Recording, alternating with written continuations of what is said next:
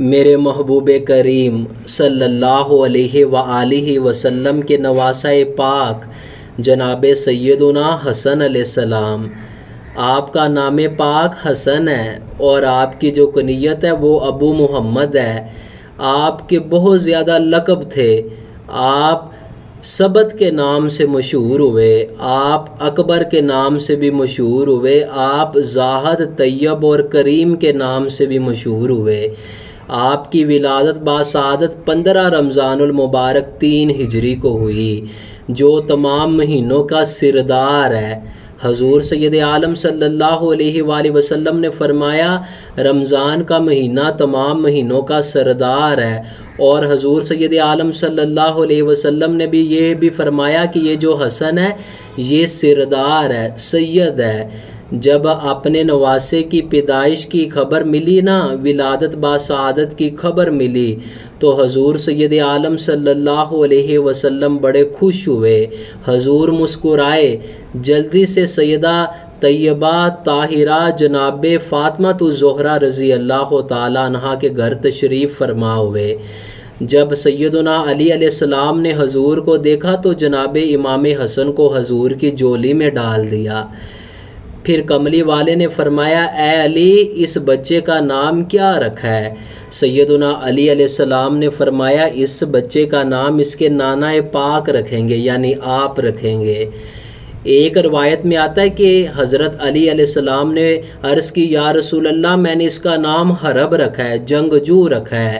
جناب جبرائیل علیہ السلام حاضر خدمت ہوئے، یا رسول اللہ، اللہ تعالیٰ فرماتا ہے کہ اس کا نام حضرت ہارون علیہ السلام کے بیٹے شبر کے نام پر رکھا ہے، جس کا معنی حسن ہے۔ میرے محبوب کریم صلی اللہ علیہ وسلم نے فرمایا اے علی، اس کا نام حسن ہے۔ تم سے میری نسبت ایسے ہے جیسے سیدنا موسیٰ علیہ السلام کی نسبت ہارون علیہ السلام سے ہے، لیکن میرے بعد کوئی نبی نہیں ہے۔ علی، میرے بعد کوئی نبی نہیں ہے۔ محبوب کریم صلی اللہ علیہ وآلہ وسلم کے ایک صحابی جناب ابن عباس رضی اللہ تعالیٰ عنہ فرماتے ہیں کہ ایک دن حضور سید عالم صلی اللہ علیہ وسلم جناب حسن کو اپنے کندھوں پر اٹھائے ہوئے باہر تشریف لائے، تو ایک غلام نے یہ منظر دیکھ کر عرض کی۔ جناب حسن کو اس نے مخاطب کیا اے صاحبزادے، جس سواری پر تو سوار ہے نا، وہ سواری کتنی خوبصورت اور اچھی ہے۔ میرے محبوب کریم صلی اللہ علیہ وسلم نے جب یہ سنا تو حضور نے فرمایا کہ سوار بھی تو دیکھو کتنا اچھا اور خوبصورت ہے۔ جناب ابی بکر رضی اللہ تعالیٰ عنہ فرماتے ہیں کہ حضور سید عالم صلی اللہ علیہ وسلم ایک دن ممبر پر کھڑے ہوئے، حضرت حسن کو پاس کھڑا دیکھ کر فرمایا اے صحابہ سن لو، یہ میرا بیٹا حسن ہے، یہ سید ہے، یہ سردار ہے، جس کے ہاتھوں اللہ تعالیٰ مسلمانوں کی 2 جماعتوں کے درمیان صلح کرائے گا۔ چنانچہ امام المتقین جناب علی علیہ السلام کی جب شہادت ہوئی ہے نا، تو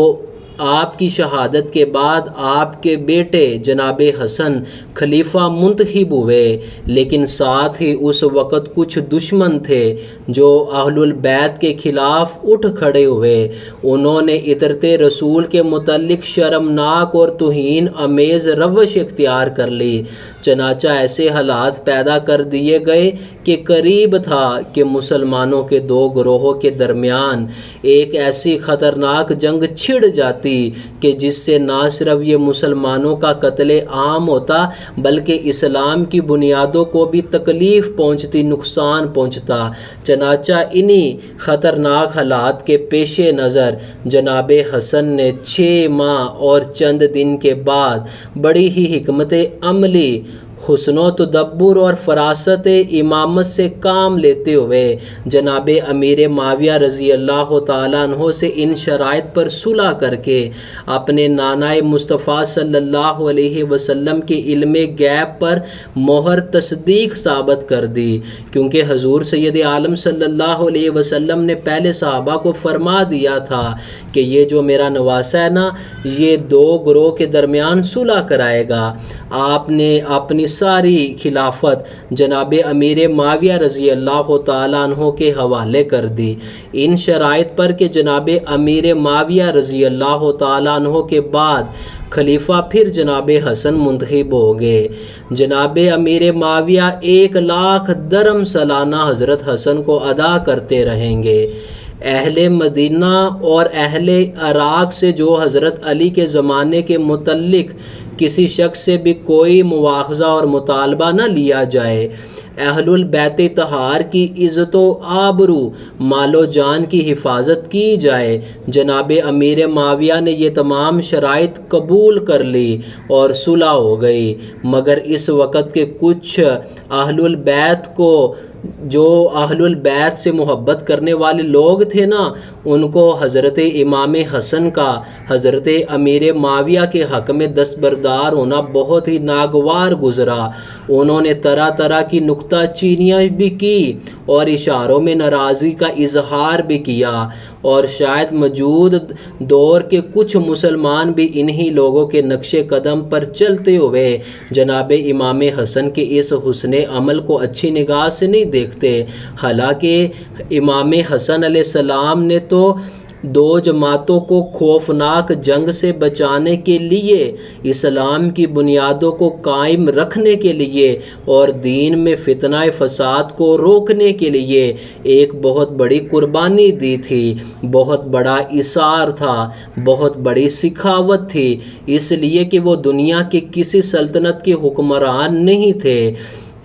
بلکہ وہ خلافت اسلامیہ کے علم بردار تھے اور حکومت الہیہ کے مسند نشین تھے۔ وہ خلیفۃ المسلمین تھے، بلکہ وہ امیر المومنین بھی تھے۔ اس لیے وہ نہیں چاہتے تھے کہ دنیا پرست حکمرانوں کی طرح اپنی خلافت کو قائم رکھنے کے لیے مسلمانوں کا قتل عام کرائے، دین میں فتنہ فساد برپا نہ ہو، اسلام کی بنیادیں کہیں کمزور نہ ہو۔ یہ ٹھیک ہے کہ آپ کو زہر دیا گیا اور آپ کی وفات کا سبب بھی زہر ہی تھا، لیکن یہ صحیح نہیں ہے کہ زہر دینے میں جناب امیر معاویہ رضی اللہ تعالیٰ عنہ کا ہاتھ تھا یا ان کی کوئی سازش تھی، اور نہ ہی یہ درست تھا کہ زہر آپ کی بیوی جناب جادہ بنت اشعث رضی اللہ تعالی عنہا نے دیا۔ ہمارے بعد مورخین نے یہاں پر دھوکہ کھایا ہے،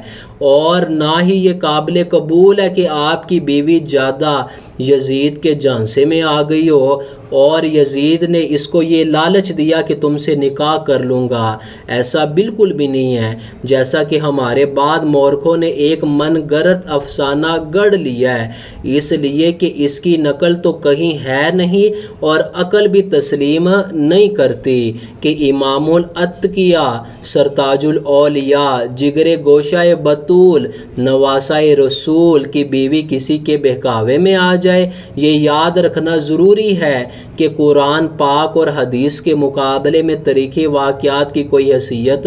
نہیں ہے۔ قرآن پاک کا بھی یہ فیصلہ یہ ہے کہ جس نے مسلمانوں کو قصداً قتل کیا اس کی سزا دائمی جہنم ہے۔ ایک عام مسلمانوں کو قتل کرنے کی سزا جب دائمی جہنم ہے تو پھر اس کا قتل جو نواسہ رسول بھی ہو اور نور نگاہ مرتضیٰ بھی ہو، منبع حسنات بھی ہو، گنجینہ برکات بھی ہو، دستگیر جہاں بھی ہو اور مرشد اہل الایمان بھی ہو، تو پھر ایسے بے نظیر مسلمان کے قتل کی سزا کا کیا ٹھکانہ ہو سکتا ہے؟ دوسری طرف میرے محبوب کریم صلی اللہ علیہ وسلم نے ارشاد فرمایا کہ جس کا جسم جناب حسن کے جسم سے مس ہو گیا اس پر جہنم کی آگ حرام ہے۔ تو جناب جادہ حضرت امام حسن علیہ السلام کی زوجہ تھی، اس لیے ان کا جسم حضرت حسن کے جسم اطہر سے ضرور مس ہوا ہوگا۔ تو ارشاد نبوی صلی اللہ علیہ وسلم کے مطابق جناب جادہ پر جہنم کی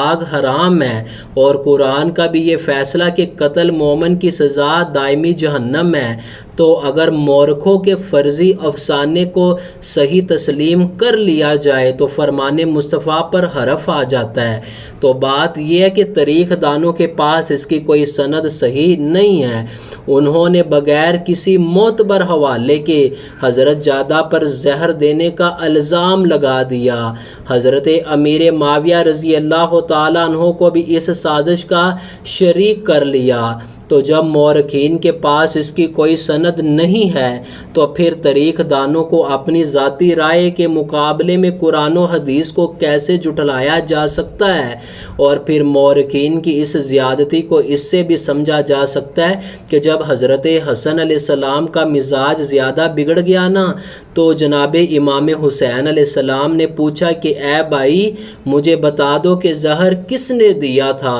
آپ نے فرمایا کہ اگر میں بتا دوں تو کیا تم اسے قتل کر دو گے؟ جناب حسین علیہ السلام نے عرض کی ہاں۔ تو آپ نے فرمایا تو پھر جس پر میرا گمان ہے نا اگر وہی ہے تو میں اس کو اللہ کے سپرد کرتا ہوں، وہی اس کا بدلہ لے گا، اور اگر وہ نہیں ہے تو میں نہیں چاہتا کہ میری وجہ سے کوئی بے قصور مبتلا مصیبت ہو۔ اے شہزادہ کونین، اے نبی کریم صلی اللہ علیہ وسلم کے نور العین، حضرت حسین علیہ السلام کے بھائی، آپ کی خاک پر قربان، آپ کی پردہ پوشی پر نثار، اے عدل و انصاف کے بادشاہ، آپ کے عدل و انصاف پر سلام کہ زہر کے اثر سے دل جگر کے ٹکڑے ٹکڑے ہو کر باہر نکل رہے ہیں، آنتیں کٹ رہی ہے، زندگی کا چراغ بجھنے کو ہے، مگر آپ نے اس کا نام نہیں بتایا جس پر آپ کو شک تھا۔ تو جن کے ساتھ یہ واقعہ پیش آیا جب انہوں نے اپنے قاتل کا نام نہیں بتایا تو پھر 1500 سال کے بعد کسی کو کیا حق کہ وہ حضرت جادہ کا تعین کرے؟ اس حقیقت کے پیش نظر اب میں حضرت جادہ پر الزام لگانے والے مورخین اور دوسرے مصنفین سے پوچھتا ہوں کہ آپ کے اس تاریخی افسانے کی بنا پر اگر حضرت جادہ واقع اس فعل مذموم کی ذمہ دار ہے تو کیا جناب امام حسین یا امامین کے صاحبزادوں کو جادہ کی زہر خورانی کا کوئی ثبوت نہیں ملا؟ اگر ملا تو کیا انہوں نے ان پر کوئی شرعی حدود نہیں لگائی یا قصاص کا مطالبہ کیا یا کوئی اور سزا دی؟ اگر ان میں کوئی چیز بھی ثابت ہے تو پیش کرو، نہیں تو اپنی کتابوں سے جناب جادہ کا نام مٹا دو۔ الغرض جب زہر کے اثر سے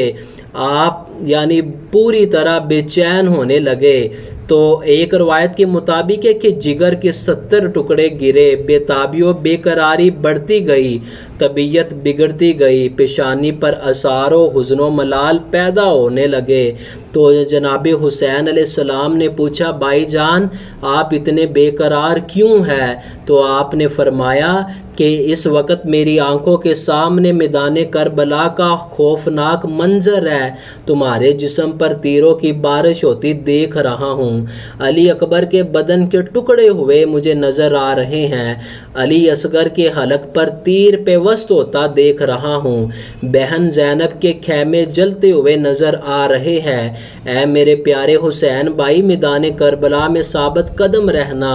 اپنے نانا مصطفیٰ صلی اللہ علیہ وسلم کی شریعت کے دامن کو داغدار نہ ہونے دینا۔ سیدنا شبیر علیہ السلام نے عرض کی بھائی جان فکر نہ کرے، انشاءاللہ ایسا ہی ہوگا کہ ہم اپنے نانا کے دین کو سر بلند کریں گے۔ جناب حسین نے پھر پوچھا اب کیا حالت ہے؟ تو جناب حسن نے فرمایا اب میرا وقت قریب ہے، وہ دیکھو جناب حسین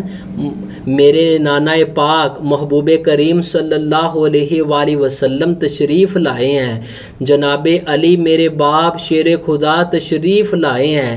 میری طیبہ طاہرہ والدہ جناب زہرا رضی اللہ تعالی عنہا مجھے بلا رہے ہیں، دیکھو یہ میرا لخت جگر قاسم ہے، اس کا ہاتھ تھام لو، اسے اپنے پاس رکھنا۔ سنو ایک دن میں نے ام المومنین سیدہ عائشہ صدیقہ رضی اللہ تعالیٰ عنہ سے عرض کی تھی اماں جان مجھے روزہ اطہر قبر میں دفن ہونے کی اجازت مل جائے تو انہوں نے خوشی سے منظور کر لیا تھا۔ تو جس وقت میری روح پرواز کر جائے نا، جنازہ تیار ہو جائے تو نانا جان کے روضہ اقدس پر لے جانا، جناب صدیقہ سے پھر اجازت لے لینا، اگر وہ راضی ہو جائے تو نانا پاک کے روضے میں دفن کر دینا۔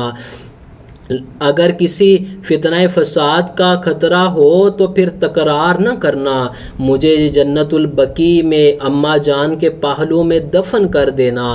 سبت پیغمبر صلی اللہ علیہ وآلہ وسلم نانا جان کے جگر گوشہ جناب حسن نے یہ وصیت کر ہی رہے تھے کہ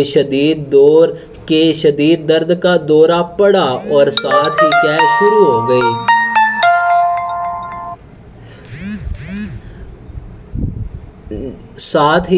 شروع ہو گئی۔ نانا جان کے روضہ اقدس پر لے جانا، جناب صدیقہ سے پھر اجازت لے جانا، اگر وہ راضی ہو جائے تو نانا پاک کے روضے میں دفن کر دینا، اگر کسی فتنہ فساد کا خطرہ ہو تو پھر تکرار نہ کرنا، مجھے جنت البقیع میں اماں جان کے پہلو میں ہی دفن کر دینا۔